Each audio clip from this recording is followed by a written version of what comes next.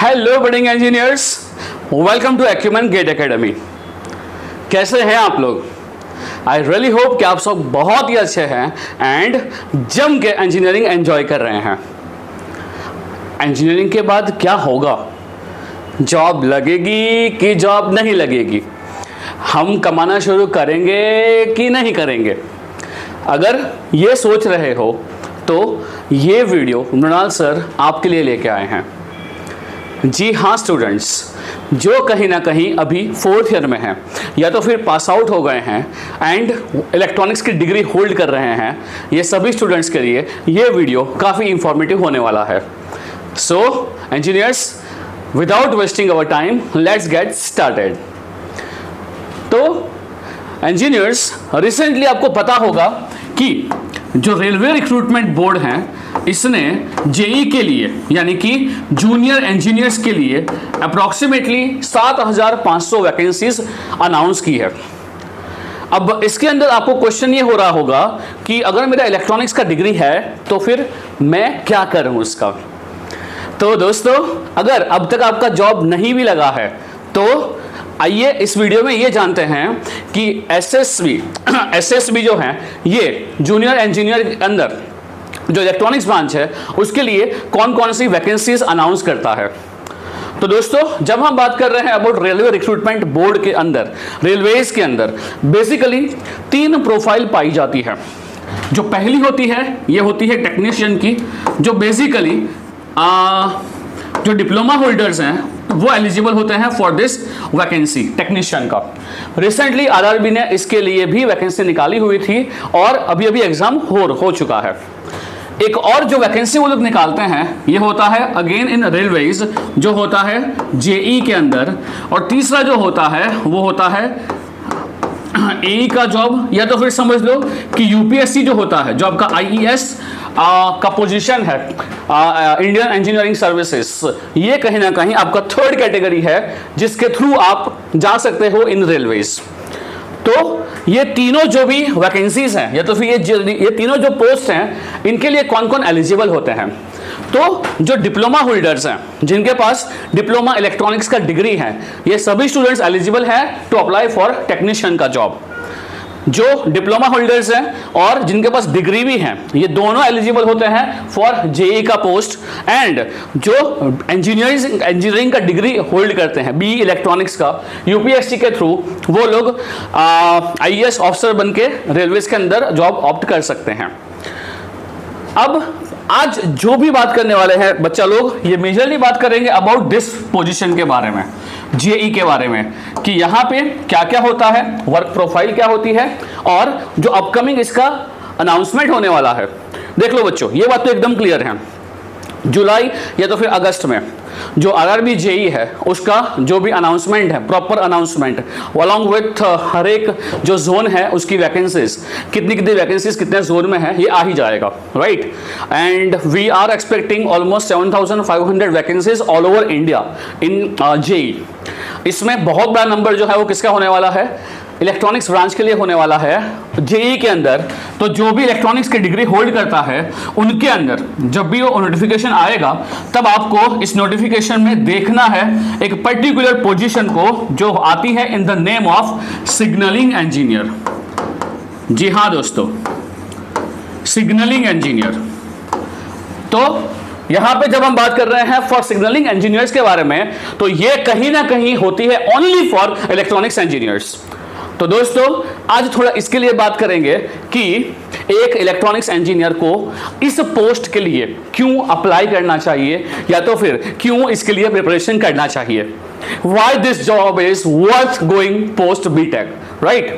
तो कई बार ये होता है ना दोस्तों, हम ना गाड़ी में बैठे हैं और गाड़ी जो है वो रेलवे स्टेशन के बाहर खड़ी कर दी जाती है और हम हर बार कोसते रहते हैं कि क्या ही लोग हैं जो रेलवेज के ऊपर बैठे हुए हैं प्लेटफॉर्म पे, जो ट्रेन को प्लेटफॉर्म पे आने नहीं दे रहे हैं इन स्पाइट ऑफ प्लेटफॉर्म खाली है ना।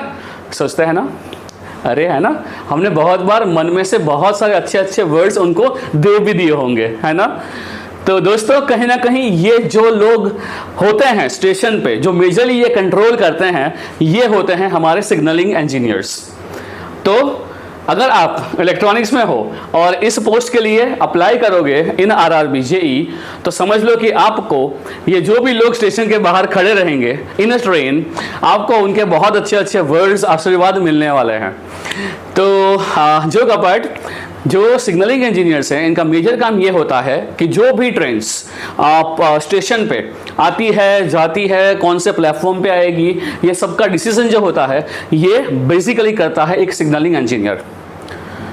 जो टेक्नीशियन होते हैं उनका ये काम होता है कि जो भी इक्विपमेंट्स हैं, जो भी सेंसर्स हैं, वो प्रॉपर्ली इंस्टॉल्ड है कि नहीं, वो ढंग से चल रहे हैं कि नहीं चल रहे हैं। तो ये काम होता है एक टेक्नीशियन का। जो काम करवाते हैं कौन? बेसिकली जो जेई होते हैं वही उनसे काम करवाते हैं। आपने कई बार ऐसा देखा होगा कि जब आप ट्रेन में जा भी रहे हो तब साइड वाली पटरी में 2 3 4 लोग छोटे से ऐसी ट्रेन में छतरी लगा के जाते हैं, है ना। तो यही लोग होते हैं जो इंस्पेक्ट करते हैं कि जो काम टेक्नीशियन ने किया है वो सब सही किया है कि नहीं किया है। वो काम जो है वो इक्विपमेंट्स जो वहाँ कनेक्ट किए हैं, सेंसर्स कनेक्ट किए हैं, वो प्रॉपर्ली काम कर रहे हैं कि नहीं कर रहे हैं। तो जेई का apart from controlling and deciding कि कौन सी ट्रेन कौन से प्लेटफॉर्म पे आएगी, कब आएगी, इसके अलावा उनका ये एक और काम भी होता है कि उनको ये देखना होता है कि जो भी हमारे सेंसर्स हैं या जो भी हमारे कंट्रोल सिस्टम को चला रहा है, क्योंकि आपको पता ही होगा कि हर एक स्टेशन पे अब तो क्या होता है, कंट्रोल रूम होता है। और पहले के ज़माने में था कि ये मैन्युअली था, बट अब ये पूरा ऑटोमेटेड हो गया है। तो जो कंट्रोल रूम होता है वहाँ पे बेसिकली कौन बैठते हैं? वहाँ पे बैठते हैं सिग्नलिंग इंजीनियर्स। तो भैया अगर पूरी जो पटरी है, रेलवे लाइन है, वहाँ अगर कोई भी फॉल्ट आता है और कोई भी सिग्नल रिसीव नहीं हो पा रहा है, तो तुरंत जो हमारा सिग्नलिंग इंजीनियर है वो इंस्ट्रक्ट करेगा टेक्नीशियन वाले को कि भाई जा फटाफट से और देख वहाँ फॉल्ट क्या हुआ है। तो अपार्ट फ्रॉम डिसाइडिंग कौन सी ट्रेन कहाँ आएगी, कब आएगी, एक सिग्नलिंग इंजीनियर का एक ये भी काम होता है कि वो स्टेशन के आसपास जितने भी पटरियों के ऊपर सेंसर्स लगे हुए हैं, इसको ढंग से, यानी कि वो प्रॉपर बिहेव कर रहे हैं कि नहीं, वो प्रॉपरली चल रहे हैं कि नहीं, ये सब वो ध्यान रखेंगे। तो as a engineer I really feel ये बहुत ही बेहतरीन या तो फिर एक बहुत ही चैलेंजिंग टास्क है। एंड इससे क्या मिलेगा? ऑफ कोर्स ये एक सेंट्रल गवर्नमेंट जॉब है जिससे आपको job security as well as benefits and perks ये तो हैं ही, और साथ में अच्छा भला पैकेज।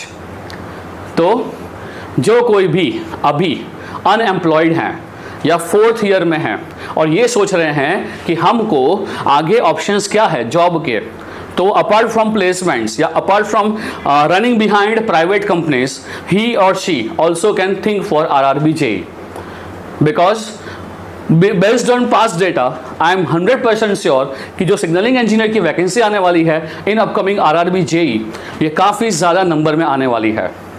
उसके लिए प्रिपेयर कीजिए अपने आप को, एंड इसी चैनल पे आपको बिल्कुल मिल जाएगा content to prepare for RRB JE. Acumen GATE academy जो एई और जेई के लिए प्रिपरेशन करवाती है, उसका एक और यूट्यूब चैनल भी है on the name of AE JE by Acumen. तो अगर आप अब तक उस चैनल पे नहीं आए हो तो फॉर एई जेई का preparation you can go to that YouTube channel and subscribe to that channel, जहाँ पे मैं आपको गाइड करूँगा for electrical and electronics branch. Umashankar sir would guide you for mechanical and Mukesh sir would guide you for civil. तो अब देर मत कीजिए, preparation जल्दी ही शुरू कीजिए, बिकॉज जब ये वैकेंसी अनाउंस होंगी बहुत ही जल्द उसकी एग्ज़ाम्स भी आ जाएंगी। तो ये मत सोचिए कि एग्ज़ाम के 2-3 महीने पहले हम लोग इसका एग्ज़ाम के लिए प्रिपरेशन कर लेंगे और हो जाएगा। बहुत ही जल्द मैं आपके लिए लाऊंगा concepts through questions on this channel. Thanks for your time.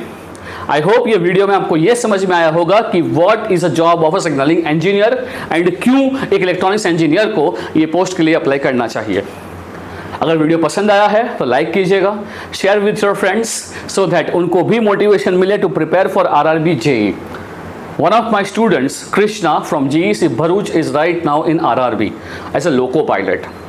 तो यही बोलती है सर, कोई भी ब्रांच का स्टूडेंट हो, वो इलेक्ट्रिकल हो, इलेक्ट्रॉनिक्स हो, मैकेनिकल हो या सिविल हो, RRB JE is worth attempting exam. तो मिलते हैं अगले वीडियो में। Till then, see ya, take care, bye bye.